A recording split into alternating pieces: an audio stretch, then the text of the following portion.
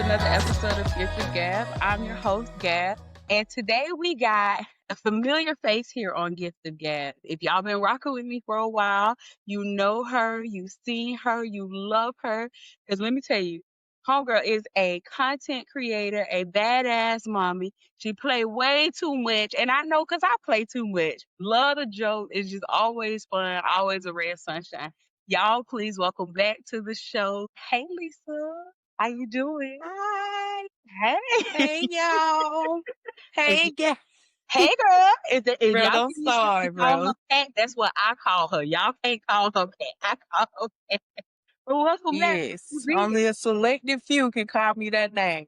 That's right. And you know what? I don't even know if I asked for permission. I just feel like Patty Mayonnaise fits. So you are Patty Mayonnaise. So it just worked out. Yes.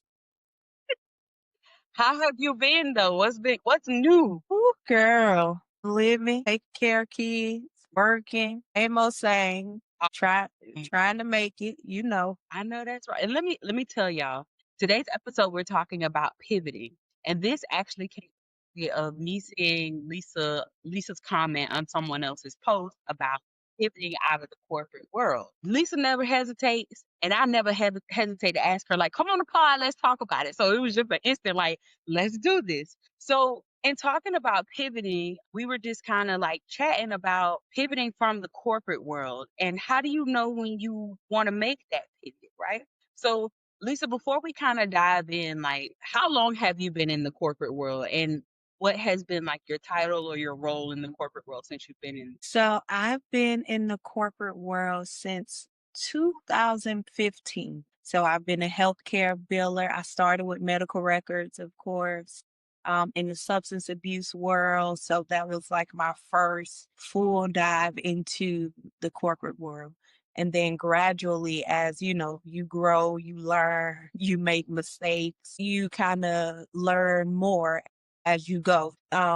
In general, just in the healthcare world anyway, it's ever changing. It's Yeah. always changing. So I want to say around 2017 is when I became a healthcare biller. And then that kind of stuck with me. However, I was kind of transitioning out of the substance abuse world Mhm. because the turnover was so high. A lot of the jobs, they just weren't job. It wasn't job security for me, at least, I was just at an entry level. So it was kind of like I'm easily on the chopping board, Yes, and I before. mean, and don't forget Black women. I'm a Black woman. So that's a whole nother 2, 3, 4 times got to prove yourself, That's right. So, yeah, around 2017 started. 2018 is when I got in the autism world. And then that just kind of completely stuck with me. As I was saying in the video, at that time, I didn't even know I was going through a transition. Like Yeah. I was starting the healthcare billing business, but I was still in the corporate world because I was scared. Like I didn't know how it looked to me. I didn't know how that looked. But forcibly, I had to put myself out there because the job that I was working, like I said, was still in substance abuse. It was detox and it just closed. One day I came to work on a Monday, just came to work on a Monday, got my lunch bag, skipping and hopping to the door, and the doors are locked. I ain't even get paid. And I've been in the corporate world probably about the same length of time. I mean, I've been working since I was like, what, 17, 18, but actually in a corporate role, probably about the same time. And I always was like, oh man, like I'm entry level. So when jobs used to talk about like, oh, we're going to be doing cuts or we're merging or things like that. Those words always scared me because I'm like, first of all, entry level, anybody can do this job, right? And I'm Black and I'm expendable. Like you could just get rid of me. Like, Yep. so I totally understand where you coming from right there. There were Yep. days I went in, I was just like, oh my God, like, what am I going to do? And let me just say this. I used to hate when people would say, like, my manager and stuff would say, just keep working. How am I supposed to keep working not knowing if I'm gonna have a I job have a job. tomorrow? Yes. How do you just keep Yes. working? I've Like, been I to don't know. places where they're firing people sitting right next to me. and you want me to work the rest of the day? Like, I don't even feel comfortable being here. I've literally left a job from that. Like, I'm not coming back here for y'all to fire me Yeah. next week. No, Let me work. Yeah. Let I me work and bring your quota down, and then next week yeah, you let me go. Get somebody else to do. exactly. No, actually, I won't be back. Sorry. Yeah. No. So Yeah, so throughout that, that happened and I was like forced into it. Started with the ABA, the autism billing. Once I'm in that, like I have no experience with ABA billing. I don't know what I'm doing. I was like, yeah, I can do all that. Yeah, that's I can right. bill that. Yeah. That's, What code? Yeah, girl, I know that code. I've been billing that for years. Never, that's right. That's right. Well, never you had gotta billed. fake it till you make it. Yes, Sometimes you gotta literally. put in the door. And yes, and girls start billing them people some, all the claims denied. 23,000 damn dollars of claims denied. I was like, That's oh so my God, these people finna report me to BBB, bitch. Early. Girl, I was up all night trying to fix them claims. I have been there before where I'm just like, Girl, "Oh, yeah, I could do that, yeah," and then you just gotta get in, right? And then you like, "At my old job, we didn't do it this way, so show me how y'all do it." exactly. Yes, and I feel like that kinda helped me too because I feel like if I didn't fail at that right away, I wouldn't have been so eager to learn it and find my way in that. And they actually trusted me, and thank God it was Aetna insurance where they pay immediately. So thank God once I fixed everything, it paid right away. So that helped tremendously. But that was like my start into, kind of transitioning out of corporate, Yeah. but then life happens, pandemic So happened. let's go back a little bit though. So Okay. like your first kind of dipping your toe into the water of pivoting out of the corporate world was because you were forced out of there. Like it was Yes, I just was like forced out. the things happening around me. Like, so what was going through your head and your heart? And did you have your daughters at that time? Yes, I mean, my daughters were so I think my oldest was maybe like 7, maybe my youngest or yeah. No, she was about 6. Yeah, 6, 7. And then my youngest was super young. Hold on, cause she at the door. So that didn't help at all. I'm looking at my daughters like, what am I gonna tell my kids? And at the same time, I'm thinking to myself, like, I'm putting my livelihood in somebody else's hand with children. That is so like it make my heart sink into my stomach and it make me feel helpless. Like I can't even tell you how helpless I felt. And to have to tell at the time, it was something going on, in our area. I think it was homecoming. Mhm. Having to rush and try to do all of that stuff and get that stuff done with limited resources. Didn't want to tell my people that this job let me go pretty Yeah. much, like forced us out.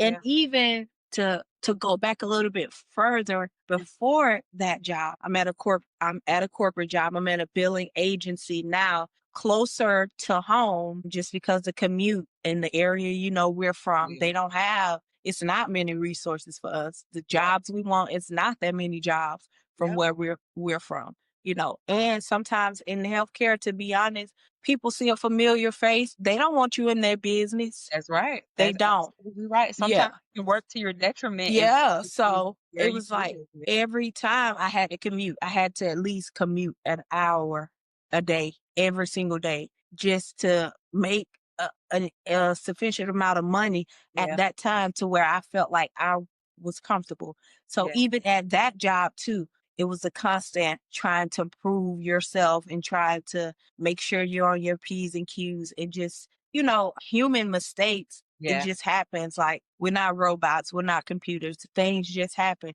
But you feel like you're on the chopping block because of you being a Let's black let's woman. let's take a pause right here at this gas station because just feeling like you're on the chopping block and you haven't necessarily done anything Anything. wrong or egregious. You like you said, you've made human mistakes, but nothing wrong. But there's still this fear of like, Yep. "Man, did that mistake I made last week, Yep. is that the one that's gonna Yep. push me over the top for them to say, hey, like, we had to get rid like, is that the one?" Is that the one? Because I came in a little bit late because my tire was flat. Yeah. The one so I get that, and that is a terrifying feeling, Yeah. just Yeah. not knowing. And then I will say, and I'll ask you the same thing. For me, when I got, like, my degree and certifications, I think I had this false sense of security that Yeah. this will keep you in a job. Like, just because you have these papers, this will keep you Yeah. in a job. And then I got to these jobs and it was like, "No, that does nothing." Like, that just saying you can do the job, but that Yeah. doesn't actually give you job security. Did you Mhm. have that same kind of mindset? Yep, same, same. And I actually did it backwards because I had already been in the field for so long. Mhm, And then I went back and got my degree just because they would be looking at me, especially at that time I had already started the billing company. They mhm. would be looking at me like, who is this black girl telling me about my money?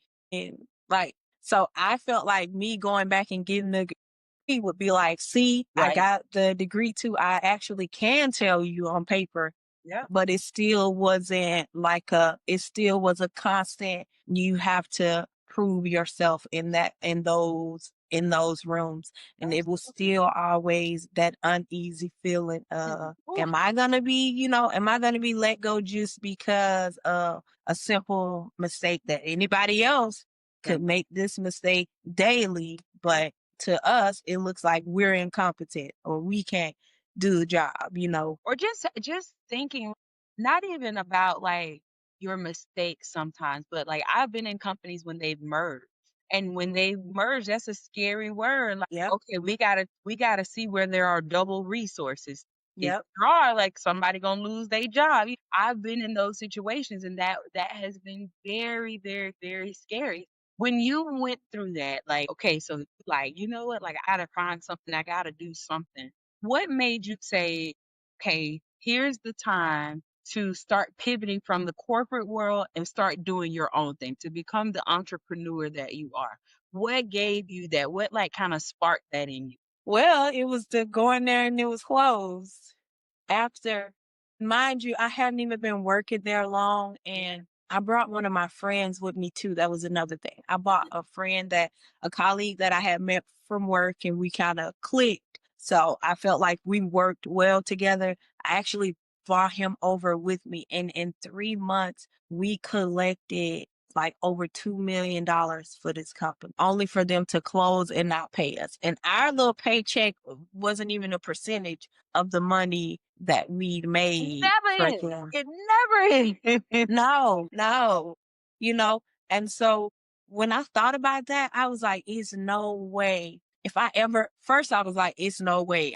For a while, I was like, it's no way I can work for people. Yeah, I'm not working for nobody else but myself. If anybody else gonna put me on the chopping block, it's gonna be me. And I know I'm not gonna yes, put myself in a position like that. So for years, I was like, I'm not working for people. Like I'm gonna stick to my healthcare business, get as many clients as I can, kind of build my network just right, based on that and pivot that way. Like I don't want to put myself in the position to where my livelihood is in somebody else's hands right. and then they don't care, they don't care about what I got going on at home. They don't care about my kids. They don't care about my health, my children's health. Like, so that is pretty much what made me like pivot. Like Right. I didn't have nothing else to do. Yeah. So So yeah, when you decided, like, okay, like, listen, I gotta take matters into my own hands. I don't want to be on anybody else's chopping block. I gotta make something work for me and my girls. What so you went one way to do medical billing on your own, right? You have your own yeah, medical billing company, and then you yeah. decided to incorporate some other things, some other ventures that you stepped out into as far as entrepreneurship goes. What are those things, and why did you choose those particular things? So the next thing would be retail. At the same time with retail, as I'm doing that, the friend that is with me because we're making you so much money, you're not making us enough money to survive.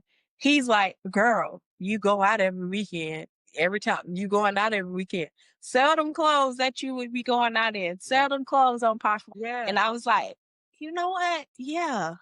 And I'm like, yeah, I could sell those clothes. Like, That's easy. And so I gathered up all just one weekend at home, gathered up all the old clothes I had wore out, the clothes Mickey and them wore out.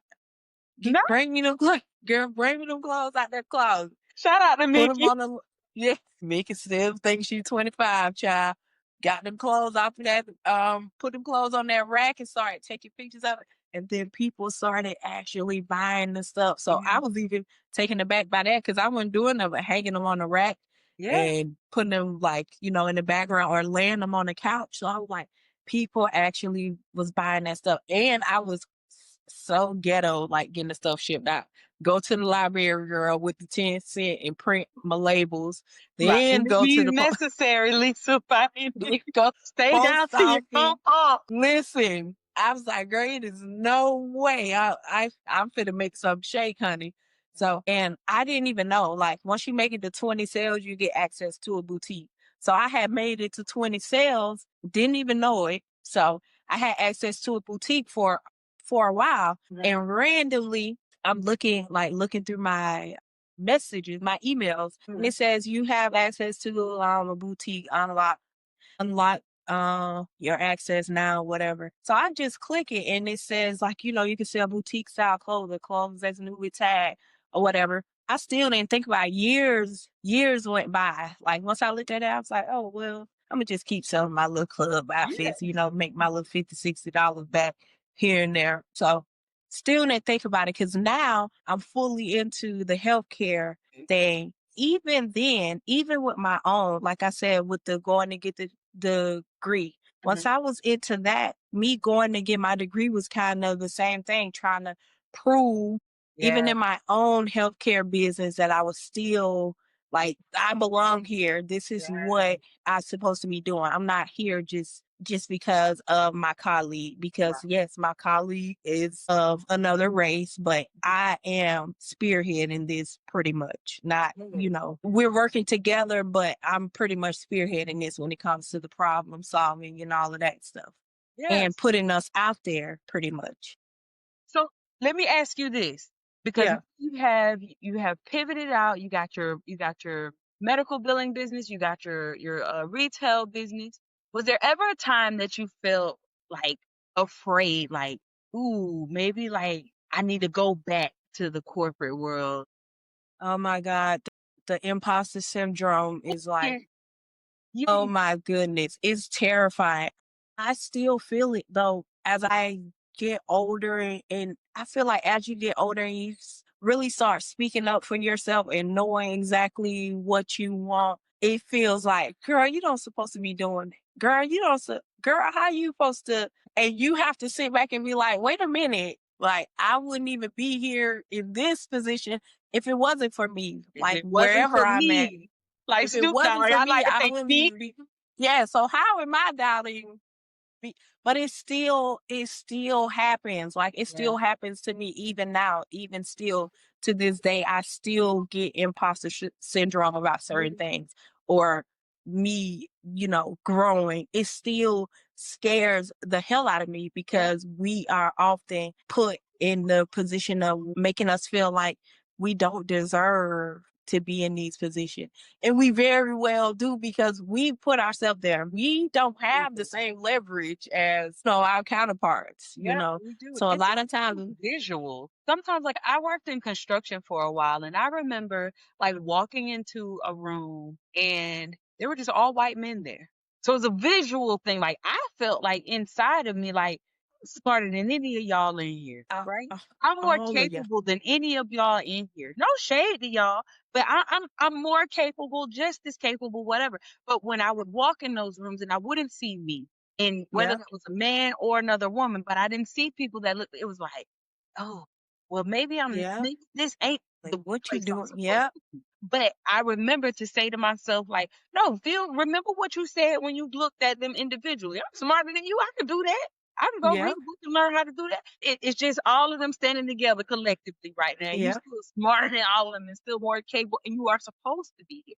This is actually where you Absolutely. belong. I get Yeah, that. I get that imposter yeah, syndrome is kind of ready to talk yourself out of something that you worked hard to do. You yeah. built from the bottom up. And before you even get yourself fully going.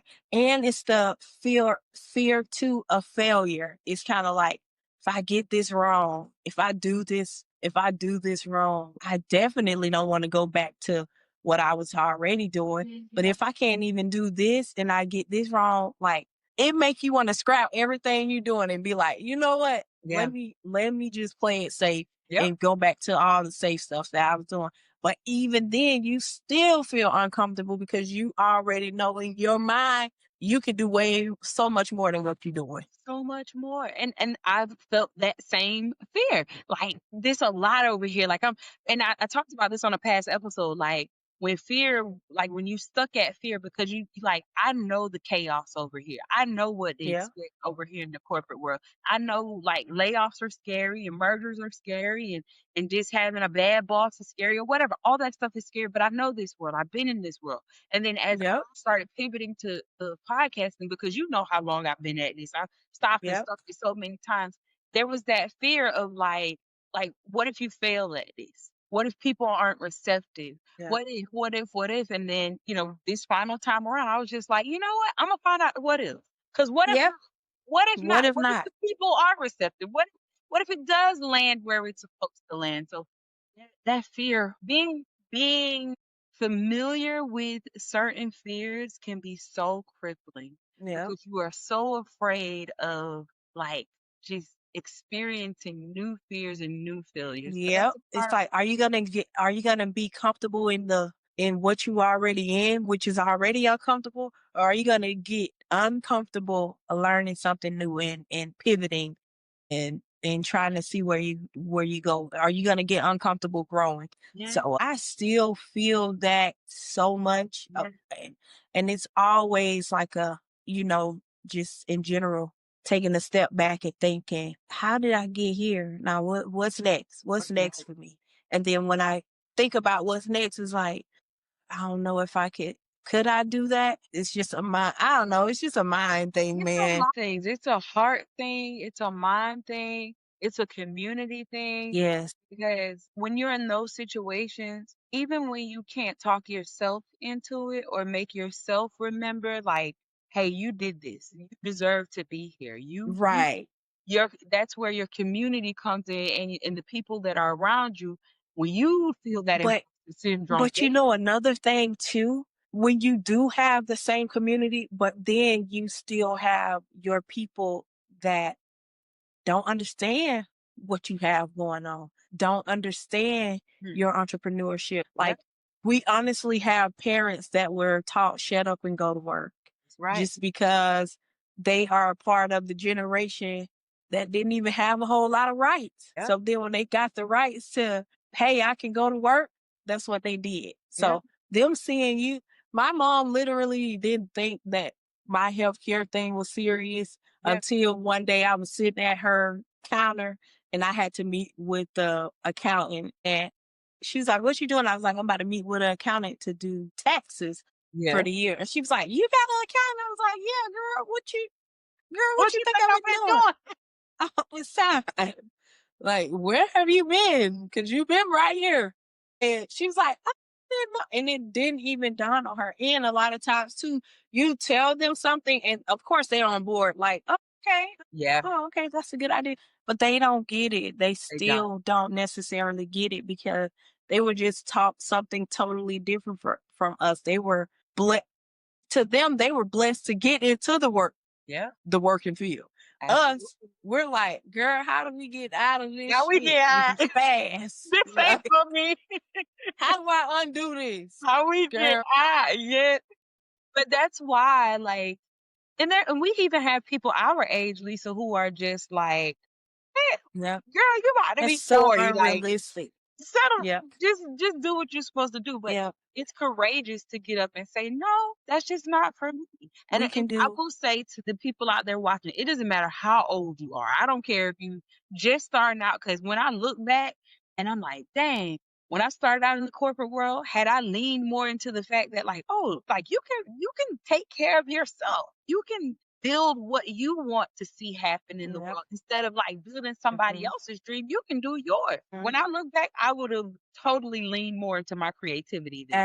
But we were Absolutely. taught like, no, you go to school, you get a job, Your work education. that job for the next 40 years. I Yep. knew I was different when, like, Lisa, I used to just, I would quit a job. I would You quit. ain't gotta tell me. Girl, I go on break. Girl, I go on break, get my lunch, rub my feet together in that car and be writing a effective immediately resignation letter and get home and tell them I got fired. I would quit girl. I used to plan my 2-week vacation and be like, well, Girl, I ain't coming back at like come the back day here. before my 2-week vacation. Girl, girl, you ain't got to tell me. I would leave. I will cost you thousands of dollars and I will not think I will twice leave. about it. I will I leave will the leave. job. I One will. thing about me, I will leave that job. People also don't talk about the burnout, the Yeah, corporate burnout. You think because you working for somebody and you going there every single day and you clocking out at 4 o'clock, mentally you didn't clock out. you did You not. know, you did not like people don't talk about that either. It's a burnout mentally, Yeah, especially if people you're working with is not making it better, or you're just working a high, just like a high risk job. yeah, It's a burnout. It's yeah. a burnout there, and people don't talk Completely. about that. Yeah, and you one of the things that I mentioned when we were, like, talking about this on the post was, like, I didn't want to be forced out, right? But then I Yes. went back and I looked at it and I was like, but I was because I have corporate burn. That's my thing, Yep. like, I've never considered myself up until recently, and when I say recently, maybe, like, the past 30, 60 days, I never considered myself a creative. So I thought, like, my life was just gonna be a corporate job for the rest of Oh my life. no, you're And then I very leaned in much a creative. yeah, This I leaned is into it, a and I was just like yeah, yeah. I was like, I realized that made me pivot to my creativity because I'm burned And out. another thing, you a Virgo. Virgo, I don't work with a lot of Virgo women and men. You Mhm. guys have that, like the Virgo women I work with, it's like they have that thing like Planner. I'm coming in chaotic. I know what's going on, but it's chaos. The Virgo, she gonna come in, she got that thing in order We together. But naturally you guys are creatives. yeah. But I Like didn't think that way because, like, when you're smart, people tell you, "Oh, you should use your genius to become a doctor, a lawyer, a teacher, this or that." Never, no, never, and we don't come from that. Most of the parents that we have, they didn't encourage our creativity. no.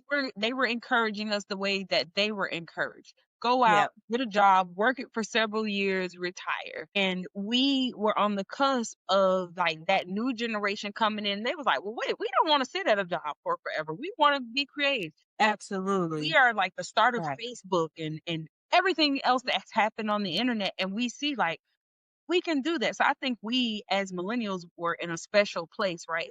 We're not too old like our parents to feel like, dang, like that's just Facts. for me.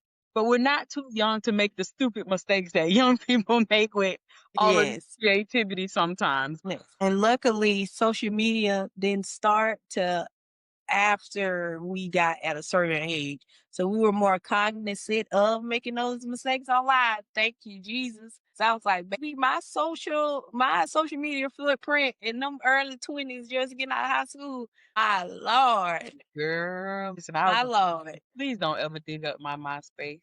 Cause I don't know.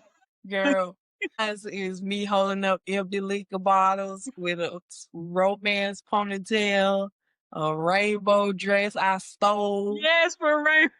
Girl, I absolutely get it, but I'm grateful. But I wanted to make sure I circled back because I remember saying like, "Oh, I didn't want corporate," or like, "I didn't want to yeah, feel like I was forced out," but I was, and the force out was the burnout because yeah, I'm just like, yes, I shut down my computer, but exactly like you said, my brain doesn't shut off from what I mm-hmm, have to do, and I do the little tricks, right? Like I write down what I have to do tomorrow. I try to get it off of my brain.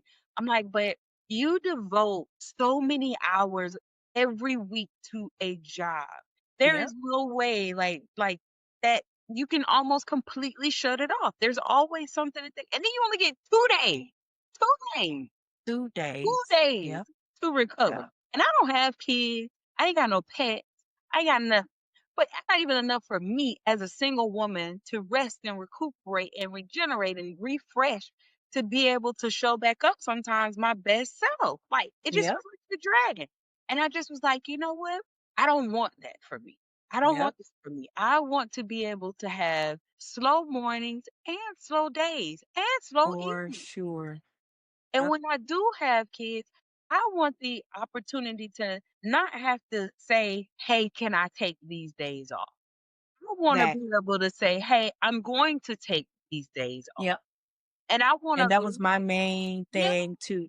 I'm watching you guys go on vacations, 14 days, 16 days. I'm at work. That was I'm another at thing in my mind. Like, I want to take them same vacations. I want to go and pick my kids up from school. I don't want them at aftercare and I'm paying extra money for somebody to watch them an extra hour or two, but I'm paying $500 and $600 a month just because I'm at your job. Like I kind of outlined all that.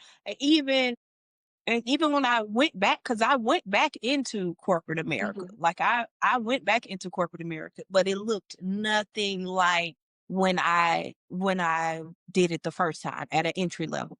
When I went back into corporate America, I'm at a senior level, and then we are collaborating. I don't work for you. I work for myself, and we collaborate.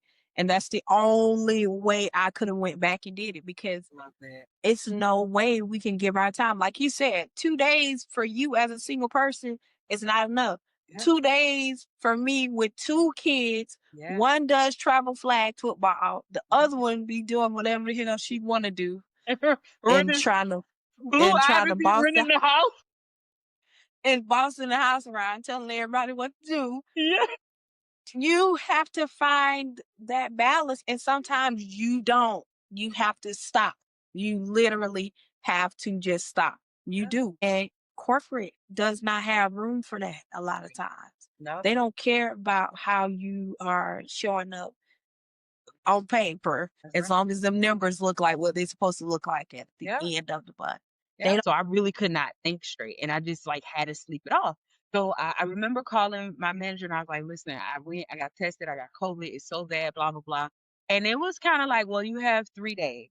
3 days to do what exactly? Like, you got 3 days or, like, we're gonna have to talk about, like, some other arrangements." What's these other arrangements? We can talk about that right now because I have COVID, and I mean, like, it was so bad. So long story short, I ended up having to work. I only was like out of work for like 3 days to be sick. And then I had to work through COVID the remainder of 3 Wow. days. And I was just like, oh, this like I feel like that's when like the beginning of Yep. end of my corporate life started. Like y'all really don't care. Y'all They really don't. don't care. And I will say also like one of the big parts of entrepreneurship for me and me branching out, I genuinely want to choose the people I work Yep. because I want them to really support the vision that I have. And in Yep. turn, I want to support their vision. Yep. And I want to build a workplace that I would want to work in. In a community of people that really support what you have going on and Yeah. pour into what you have going on. And I And that want to pour does back into them. So when yes. producers and people start, I want to be able to pour back into them so that they feel the residuals of what is happening over here. Because Yep. I think a lot of times in the corporate world, like it's really it is extra because you don't really feel the residuals of the hard work that you put in. Facts. Y'all can keep y'all pizza party. Y'all can keep that. Like I eat pizza 3, 4 times a I week. ain't coming to no Christmas party in December. I don't care. I don't I want don't even want that gift card.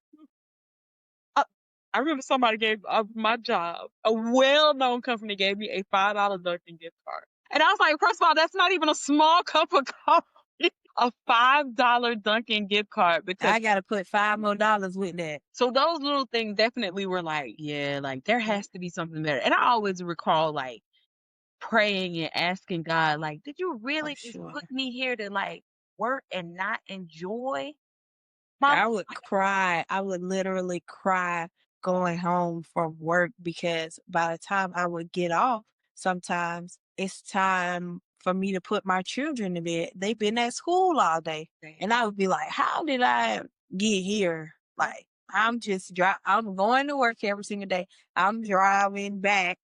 My mom got to get my kids from Boys and Girls Club. They've already been at aftercare, and then now my mom has to get for me to just to drive back an hour from work. It was terrible.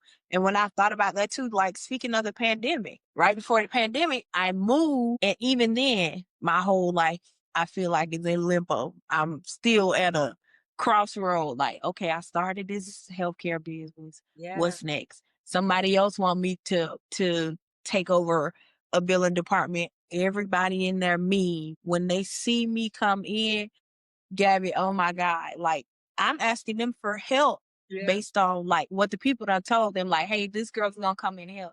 They older women. And you know how it is when they set in their ways.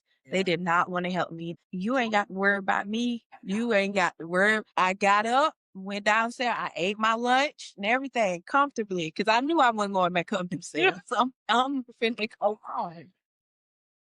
I know I wasn't going back up them stairs. My first client with my healthcare billing, Mhm. I would always be, talking to them. They had an occupational therapist working in the center with them. That was like my second contract.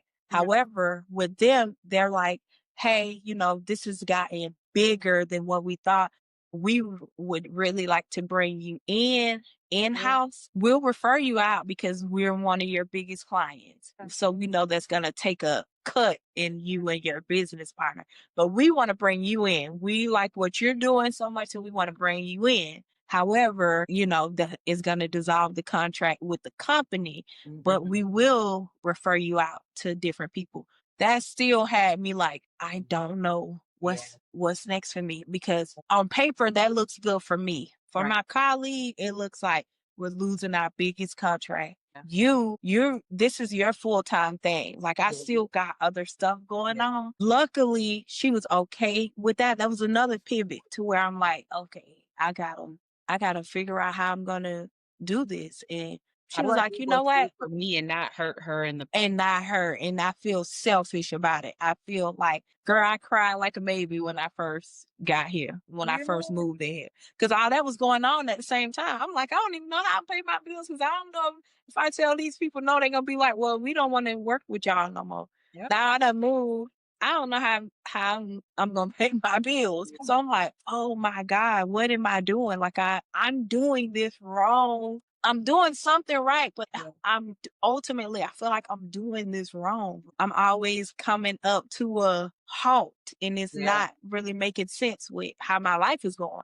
Yeah. So once she was like, girl, you a single mom Yeah. of two, you need to take that. You need to say yeah to that. Don't worry about me. I'm gonna be okay. You need to take that for the Oh, sake of yeah. you and your children and to secure yourself right now because you just moved, blah blah blah. Thank you, Jesus. That was just like something that really helped me and kind of sat me down. As soon as I got one of them stimulus checks, soon as one of them stimulus check dropped in that account, I was like, I can start the retail thing. I can buy a bulk of clothes. I could, Yeah. I could do this like on the side. And that didn't turn out how I wanted it to turn out either with But was that. it still worth it? Was it still worth the It was very much worth it just because I always wanted to do something with clothes and fashion and Yeah. I just liked all that stuff. But it was like, how do I make it work in my favor? At Yeah. that time, I'm buying boutique style stuff, from vendors, stuff that you can find on Instagram. The girls are knowing that. Yeah. On the flip side of that, I'm still thrifting because I just like to thrift. I love going to thrift stores. I love the vintage stuff. I would put certain stuff on Poshmark, but I wasn't putting all my stuff. I was putting my boutique stuff on there, and it wasn't selling at the return that I wanted on it. God. So Hold on, ultimately, Lisa. Pause right quick. yeah. Edit this out, but my computer got. Oh yeah, yeah, yeah. So all right, we got power. Oh yeah. That's why I need a studio. Why I need a studio. Do I need people? Because I gotta be the creator. I gotta be the host. I gotta find talent. I gotta make sure the Editor. computer pulled up. I Yeah. gotta do makeup. I'm tired. I'm too tired. Fact. Oh, but you were saying, I'm sorry. You were saying, Yeah. Yeah. So I'm losing money. I'm like, Yeah. okay, I'm putting in more than I'm getting out. This ain't really making sense to me. This ain't making sense to my pocket. Yeah. Or To this, like, I know, like, that could be my bread and butter if I really sat down. If I really sat down and focused on that. However, that's another thing. Being scared about stopping what I'm doing with healthcare altogether and pushing this and not knowing where it's going. but you have That's why I was saying I constantly still have that tug of war.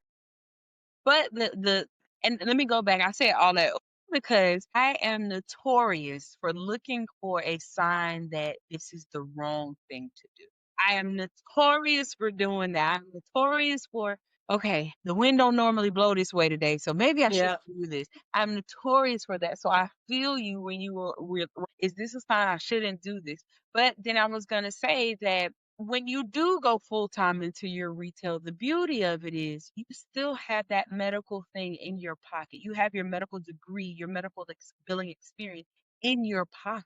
So that's like, not that we're like, okay, like we're gonna fail in case we fail. It's just you know what? What if I decide after being years in retail that I don't want to do Yeah. retail anymore? I miss medical billing. You have Yep. that to go back to. So that's all. And see, and that's the thing too. Like I kind of want to flip it. Like I want to Yeah. do retail full time, and then Yeah. whenever I feel like helping out a billing company or a clinic or whatever, get stuff done, then I can do that on the side if need be. However, it still is one of those things where I'm like, and sometimes I'll get in that full momentum of I'm doing more retail Yes. than billing, and Yes. then be like, hold on. Yes. What am I? And it scares me. And it's like, well, girl, that's what you said you wanted to do. That's right. So why is it scaring you now? Like, what are you doing? But it's scary good, Lisa. It's so scary good because I do the Yes. same thing with gifting. Yeah, and that's the thing too. Like it feels good. It doesn't feel like I don't know. It doesn't feel like a negative. Like I don't feel Yeah. anything negative towards it. I always feel like I would rather have these problems than not knowing how I'm gonna feed my kids, kind of thing. Especially right now, and especially in the climate that we're in with Black women Yeah. losing jobs at a rapid rate. Yes, it's like 1,000 Black women exited workforce. yep, 30,000 plus since 30,000. just like since Trump took office. I think that was the date. Yep. 30,000. We know it's since he been in office. Who else? Whole nother conversation. But Girl. what I've heard in today's episode is fear is inevitable. It's gonna be there. Taking charge of your own life. One thing that Yep. seems to be the recurring theme in Gift of Gab these days Yep. is advocating for yourself, Yep. taking your life into your own hands and not just leaning into what somebody tells you it should be, it should look like, or what it is.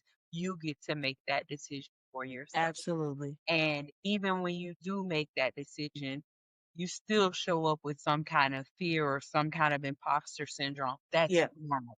That is normal. And I think that's what, like, one of the, a few of the key things I want the audience to take away is that that's all normal. That is all Yep. normal. And like me, you probably don't think that the corporate world is forcing you out, but there may be something that is there. Or like in your case, Pat, like it was obvious that like the corporate world was like pushing you out and it was time for you to take charge of how you wanted your future to look and the future for your girls. So super, Yeah. super proud of you there. Now, if you could give advice to some woman looking at this video who's like, I want to pivot, but I don't know what to do. I don't know where to start. Just any type of advice. What advice would you give her? I would say first be realistic, like outline your life. Where do you see yourself at within a year, 6 months, however. And also if you are, in the corporate world or wherever you are, if you're wanting to get out, create an exit plan. Like create a plan of exit. Yeah. Make sure you've saved up money in this climate. Mentally make sure you're good also, because the fear is gonna come up. The fear of pivoting, the fear of the transition, all of that is going to come up. So plan it out. Don't be like me and just balls to the wall out. Like, Sometimes even it's when I was forced out, and then and all the other times just running out of people jobs. Don't do that, because fear will make you do that too, because I was doing that out of fear. Like, I really, really was. So create a plan, create an exit plan, and make sure you stick to whatever your goals are. And if you are a creative, create your stuff. yeah, Create your stuff. Put your stuff out there. It's not gonna be perfect. right. It's not gonna, we looking at Instagram and all that kind of stuff, and it's so polished and everybody look like Yes. they got it together. Put your stuff out there if you are creative also and you wanna, you know, go into that world. Somebody is gonna see it, somebody is seeing it some kind of way. Somebody from New York Times reached out to me about a year ago for a Poshmark article. That girl found me on Facebook, That's and she's a New York amazing. Times editor. Look, after we spoke, what she was Yeah. looking for, of course, I wasn't doing the same thing, but she reached out to me from me posting my Poshmark stuff on Facebook God. and going to the hashtags. That's how she found me. And I was That's like, girl, how so you good. get And over that is a here? sign of the things to come. That is a sign Yes, of the things to but come. So more of that. post your for real. Showcase your stuff, no matter how unperfect it is. Just show up. Just show up. And do If it somebody can while relate. you're on the job. Do it while you're there. Oh, While you that's another thing. Do it while you at your corporate job. Girl, when you getting up in the morning to get that coffee and you tired and you going to that cubicle, post it. post it. Po- post it. Post it. Post That's it for right. sure. So Lisa, where can the people find you? Because maybe somebody needs some billing support. Maybe somebody want to buy some items from you. Where Yes. can the people find you? How can they get in touch with So you can go on Instagram. My Instagram is multifaceted_88. All of my links are there. Anything with healthcare, I feel like I need to start posting about my healthcare a little bit more, because I don't really post about it unless things are happening and changing in the healthcare world. So I think I want to do some like centralized to healthcare. I'm working on that, but you can reach out to me at multifaceted_88 for that also, or my Facebook is Lisa Steele. I'm actually using my name these because days you like know an them adult. catty man. Like an adult, I actually got my name because people would be reaching out to me, DMing me from those medical billing, like Rafael De La Ghetto. Yes, I'm like, ooh, I need to change that. That's so ghetto. that's Like, so hey, bad. Rafael De La Ghetto, we need credentialing, sir. Girl, you is ghetto. And then I would have to be like, I'm sorry, my name is Julie. Yes. Oh my God. So I got my real name like an adult. I forgot about Rafael De La Ghetto. Oh Yes. my God. My mama called me like, why did you change your Listen, y'all. So it is always a good time. Yes. I would say I hope I'm gonna have you back, but I'm gonna have you back. At least I will come Yeah. find you to have you back on Gift of Gab. It is always a Yes. great time to have you here. Thank you for Absolutely. always And I want to doing. say to you, congratulations on starting this thing over and taking full charge. Like, I see it. I love to see you do this. You already know, because I tell you every time You you too. start back doing, I be like, yes, girl, this is you. This is you. This is what you're supposed to be doing. You look good doing it. So Thank you. Thank you. I can't wait to see what's next. Me I'm sure neither. I'll be But tuned I in for sure. appreciate you. You always, y'all, I have stopped and started a bajillion times. Never once has Lisa wavered in her support for me. So you always got a spot at Get the Gab. I don't give a thing on if you want to come on and talk about fingernails. You come on and talk about fingernails. You always had a place at Gift of Gab. So I sincerely Thank you. and I thank you for your vulnerability in this episode. A lot of times Absolutely. especially as Black women, sometimes we're afraid to be vulnerable and say what the rest of us are thinking. Like, it's scary. It's hard. Yes, It, it, it's in the pit of your stomach. It's in your head. It's in your heart. So I thank you for that vulnerability because it does take a lot of vulnerability to show up and talk about something like this. So thank you, for thank you, sure. thank you. And y'all, You're so welcome. as always, I love you. Take care of yourselves. Take care of And each each other. other. Till next time.